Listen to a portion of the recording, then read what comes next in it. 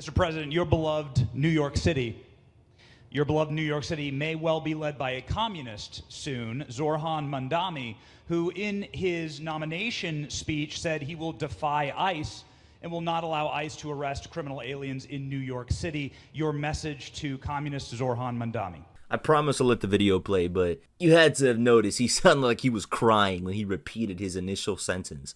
Why is he saying Mamdani? Why is he not pronouncing it right? A part of me really believes that's intentional. The same way Cuomo did during their debates, where he refused to say it properly. Even after being corrected, he would say Mamdani. It feels like it's another play, but maybe I'm just looking into it too much. Well, then we'll have to arrest him. Look, we don't need a communist in this country, but if we have one, I'm going to be watching over him very carefully on behalf of the nation. We send him money. We send him all the things that he needs to run a government. You know, this is something I've noticed recently, but have we ever had a president who gets so riled up antagonistically by questions? It seems like every time he gets asked a question about something that's most likely not on his side of politics, he gets riled up, he gets angry, and he starts listing 20 reasons why he'll fail and come after it. You know, for lack of a better term, it seems like Trump is the easiest rage bait political victim. And by the way, they get about 3 times what you get, Ron. If you look at the per capita, Florida gets 1/3 of what New York gets in terms of the numbers. Why don't you give us those numbers? Yeah, well, because that's what we should send him. Yeah, well, like sometimes people say Florida gets more because they count Social Security recipients, but that's not money to the state. Those are seniors that live here. If they moved to North Carolina, you could count it there. So it has no interaction with the state government. They get more on the city and state governments than we get. Right, substantially. We're going to be watching that very carefully, and a lot of people are saying he's here illegally. We're going to look at everything, and ideally. He's going to turn out to be much less than a communist. But right now, he's a communist. That's not a socialist. You know, I've always said, we will not have socialism in this country. In the speeches, I said, well, what? They skipped socialism. And you got a lot of them like that.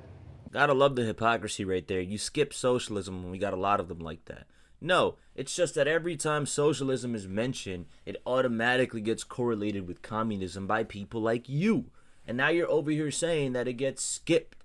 You have a problem with socialism, and you slap it under the umbrella term of communism to paint it in a negative connotation because of the generations of anti-communist movements. I'm not saying communism is great. I'm just saying that the communist agendas get interlinked with socialism to then put down anybody that opposes modern capitalistic corruption. And framing it as anybody can be a millionaire, you're just lazy. You just want communism.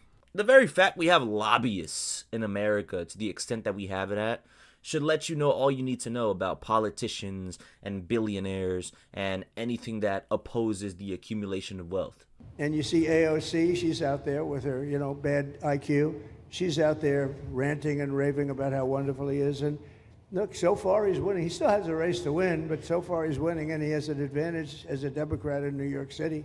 I was there a long time ago, and it was a long time since a Republican won the city.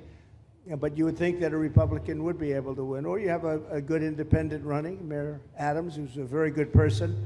I helped him out a little bit. He had a problem, and he was unfairly hurt over this question. Yeah, he's a great person because he's exactly what I look for in people that aid me. Pledge undying loyalty to me. That's exactly the type of politicians Donald Trump likes. Look at his cabinet. IQ, which funnily enough, he was criticizing AOC for her IQ. Funnily enough, IQ does not matter to him. What matters is loyalty. He said this multiple times. Undying loyalty. That's why Eric Adams is now a great candidate in his eyes, regardless of his Democratic past.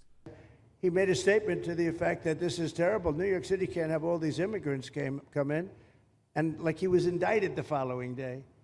And I said, that was a phony indictment. And it was a phony indictment. That was a Biden indictment.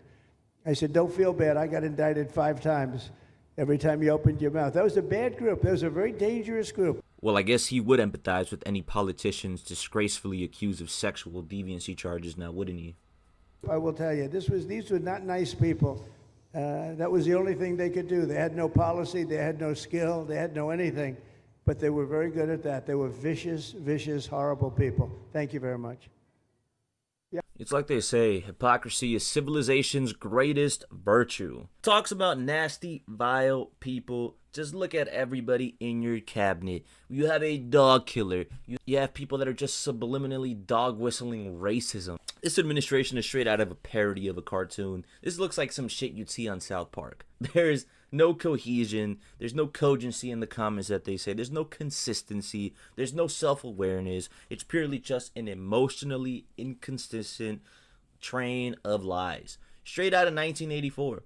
If we tell you 2 + 2 = 5, we will make you believe it and you won't question us. It's to that type of level of manipulation. Tucker Carlson said it himself with Fox News, a extremely right, not even extremely right-wing, an extremely Donald Trump glazing platform. The propaganda they use manipulates old people and distorts their thoughts. When you go on social medias and you see older folks, 45 and up, you can see it whenever you speak to them. You can see it through their voting patterns. You see their comments. That's a product of that. Now look, I'm not saying that's mutually exclusive to that side.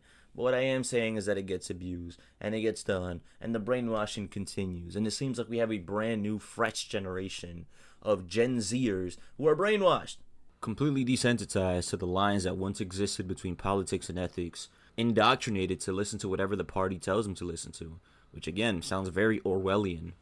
But I digress. This is just merely another chapter in this 4-year stretch that we have awaiting us. We'll see how it develops.